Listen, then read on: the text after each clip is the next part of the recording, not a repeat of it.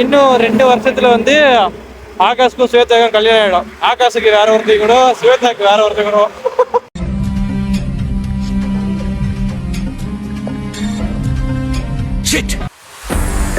இப்ப என்ன சொல்றாங்கன்னா கிணத்தையே காணுமா, இங்கதானே இருந்துச்சு எங்கன்னு தெரியல அப்படின்ட்டு இருக்கான். கிணத்த காணமா?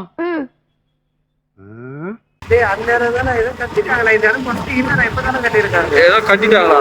இங்கதான் சார் இருந்துச்சு வட்ட கிணறு சார், வட்ட கிணறு.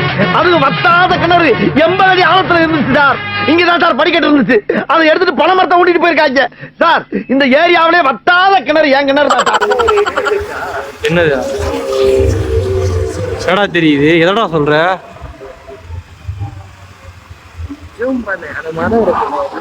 இந்த மரம் ஒரு இது இருக்குல்ல, சின்னதா தொட்டி மாதிரி இருக்கா? இருக்குல்ல, ஆமா, கீழே தான் கிணறு இருக்கு. இது கீழயா?